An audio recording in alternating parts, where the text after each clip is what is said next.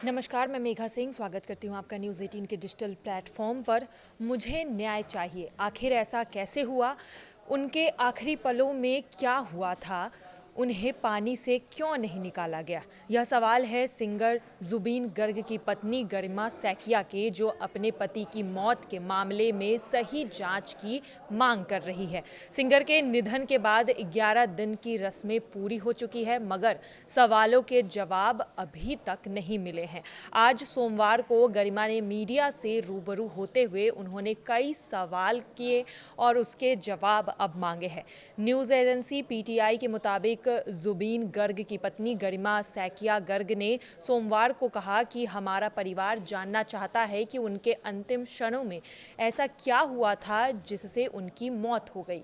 उनकी उचित जांच होनी चाहिए। गरिमा ने सिंगर के 11वें दिन की रस्मों के पूरे होने के बाद पत्रकारों से बात करते हुए कहा कि हम जानना चाहते हैं कि उनके साथ क्या हुआ था, ऐसा क्या हुआ और यह लापरवाही कैसे हो सकती है, हमें जवाब चाहिए। गरिमा ने आगे कहा कि जो लोग ज़ुबीन की मौत से पहले यॉट पर थे और उस कार्यक्रम में उनके साथ थे, उन्हें इसका जवाब देना चाहिए। उन्होंने कहा कि जब उन्हें पता था कि वह तैरने की हालत में नहीं है, तो उन्हें पानी के पास क्यों ले गया गया? उन्हें पानी से समय रहते क्यों नहीं निकाला गया?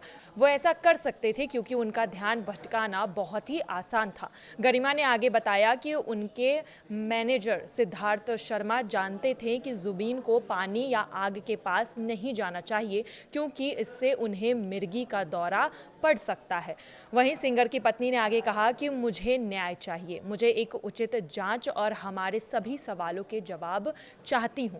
मुझे जांच प्रक्रिया पर पूरा भरोसा है। शुरुआत में जिसे दुर्घटना माना जा रहा था, अब उसे ज़ुबीन के परिवार ने साजिश बताते हुए शिकायत दर्ज कराई है। असम के मुख्यमंत्री द्वारा लुकआउट नोटिस जारी करने के बाद ज़ुबीन के परिवार ने असम सीआईडी के उनकी मौत की शिकायत दर्ज कराई थी और घटना की गहन जांच की मांग भी की है। एसआईटी और सीआईडी की टीम ने सिद्धार्थ, ज़ुबीन गर्ग के सहयोगी संगीतकार शेखर ज्योति गोस्वामी और सिंगापुर में नॉर्थ ईस्ट इंडिया फेस्टिवल के मुख्य आयोजक श्याम कानू महंत के घरों पर छापे भी मारे हैं। उन्होंने उनके घर से एक पेन ड्राइव, एक हार्डवेयर डिस्क, एक कंप्यूटर, सीपीयू, दस्तावेज और अन्य सामान हिरासत में ले लिए हैं। गरिमा सैकिया ने कहा है कि परिवार को उम्मीद थी कि उनके साथ गए लोग उनका देखभाल करेंगे, लेकिन अब हमें एहसास हुआ है कि उन्होंने ऐसा नहीं किया। यह पूछे जाने पर कि क्या ज़ुबीन के डॉक्टर द्वारा बताई गई दवाइयां ली गई थी, तो उनकी पत्नी ने कहा कि उन्हें नहीं पता कि उन्होंने दवाइयां ली थी या नहीं, लेकिन जब वे सिंगापुर गए थे तो वहां पर उनकी दवाइयां उनके साथ भेजी गई थी। उन्होंने कहा कि अगस्त 2024 में दौरा पड़ने के बाद से उन्होंने केवल एक ही दवा ली है और मैं हमेशा ये सुनिश्चित किया करती थी कि वो जहाँ भी जाए, चाहे वो घर हो, कार हो या फिर स्टूडियो में, उनकी दवाएं उनके साथ हो। उन्होंने कहा कि उन्हें अभी तक गायक का मोबाइल फ़ोन भी नहीं मिला है। गरिमा ने आगे कहा है कि ज़ुबीन गर्ग के घटना वाले दिन उनसे बात हुई थी और यॉट ट्रिप की प्लानिंग का कोई भी जिक्र ज़ुबीन ने नहीं किया था। उन्होंने कहा कि वह आमतौर पर इन चीज़ों को लेकर बहुत ही उत्साहित रहा करते थे। मुझे हैरानी है कि उन्होंने इस बारे में बात नहीं की। शायद उन्हें भी इस बात की जानकारी नहीं थी। गरिमा ने इस मुश्किल घड़ी में परिवार के साथ मजबूती से डटे रहने के लिए पूरे राज्य के लोगों का भी शुक्रिया अदा किया है।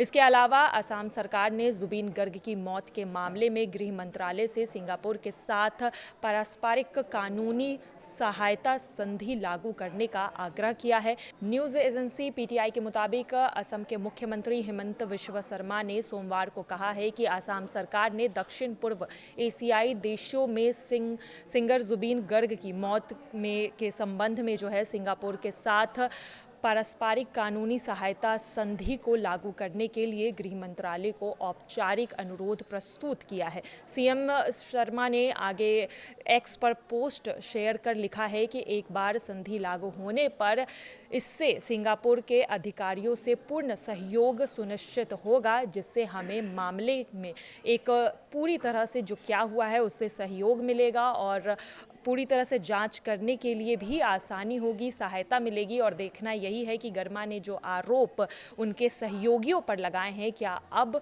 उस आरोपों की जांच होती है और सिंगापुर पुलिस क्या इसमें सहयोग करती है, और आगे चलकर जुबीन गर्ग के मौत से जुड़ी और क्या कुछ खबरें सामने आती है। फिलहाल की खबरों में बस इतना ही। आगे की खबरों के लिए देखते रहिए न्यूज़ 18 का डिजिटल प्लेटफॉर्म। धन्यवाद।